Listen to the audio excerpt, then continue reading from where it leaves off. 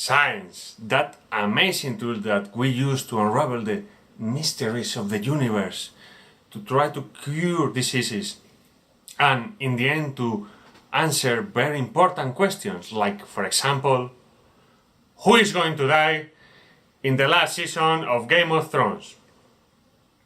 Because I don't know you, but I'm really worried. It's like, Arya, please, George, Arya.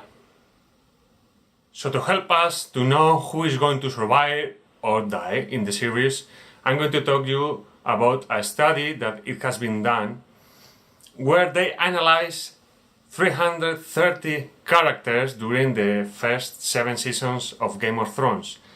And they found out one of the things is that the rate of survival in Game of Thrones is not good. It's not good. I mean, this is not fresh news to anyone, no?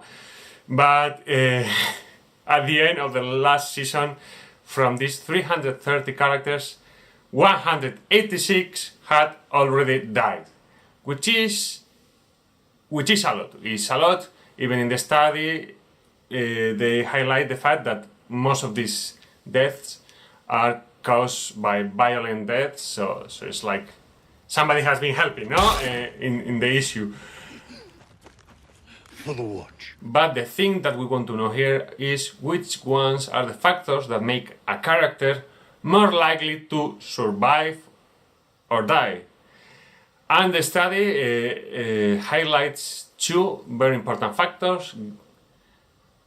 If you are male, you are more likely to die than you are female, and if you are from a lower socioeconomic society or rank, this includes also the bastards, not the bastards.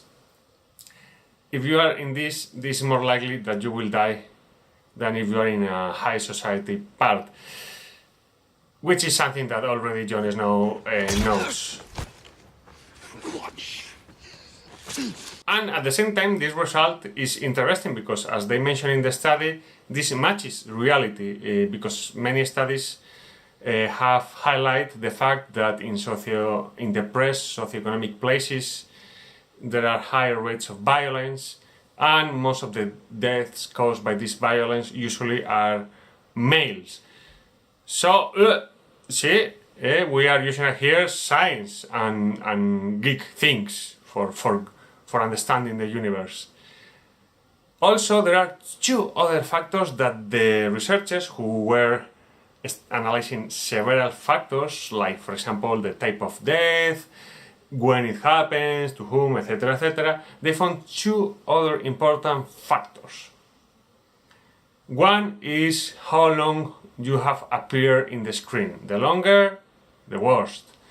This is funny because this gave to some geeky numbers, no? For example, they found out that the character that died faster in the series was 11 seconds. 11 seconds, which is sad. It's sad. I imagine the actor like speaking to the director like, "Oh, I got this character, director. I'm super happy with that." And the director like, "Do not get very excited."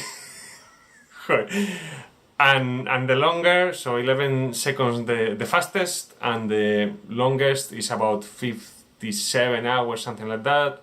On average, it's like 25 hours, something like this, which, okay, it's a number. But for me, the interesting one is that the rate of survival in 1 hour. So every character in Game of Thrones has 86% to survive at least the first hour, so at least it's something. So time on screen is very important, as we can see, for example, if we have a look on the first season. Which one were the most important, the most time on screen characters? One of them was Khal Drogo, and another one, Boromir. And both, see? So science works. But the other factor that is important is changing faction. If you change your faction during the development of your character, you are more likely to survive. And with all of this information, I would like to compare some characters and see what are the odds that they survive. For example, the Lannister brothers, Jaime and Tyrion. Well, okay, both are high class, good, but both are males, so this decreases the odds. I have not been timing, but so let's assume that they might be more or less the same timing screen, especially in the last seasons where Jaime, I think it starts to be quite important. But Tyrion has changed faction and Jaime is still loyal to the Lannisters. So I'm afraid that the situation does not look very good to Jaime in this context. Another interesting couple to analyze is Daenerys and Jon Snow. Here I'm going to talk about 2.0 Jon Snow, because as we know, Jon Snow has had some very bad moments. For the watch. So the 2.0 Jon Snow is still low class, so this is bad, and is male, and now he's completely since he has been restarted, he changed a bit now, but he's super loyal to the Starks. I don't know. Does not look very good, because he also appears a lot in the screen. However, Daenerys, in the other side, she's a female, which is good. She was born high class, because they study analysis on the rank of the class you were born. This does not matter if later you were poor or whatever, so these are two very good situation. We could say that she has changed faction, because she was at the beginning with the Dothraki, and then she moved, and she in the end she made her own faction, like me, the Targaryen. And it's true that both they appear a lot in the screen, but I will say that the odds on Jon Snow are worst. Which actually does not matter too much, because even if he dies, well, we can bring him back and fixed. And last but not least, Arya Stark. George R.R. Martin. I can forgive you for not finishing writing the books, okay? But do not kill Arya.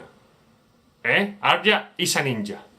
Arya is a female high class, so both factors are okay. She has not appeared actually that much in the series. It's true that she's quite popular, but if you check it, it's like a very important secondary, but still good odds. And we could say that she has changed a lot faction. She is true that in the end, in heart, she's always a Stark, but she has been changing from different places and sides.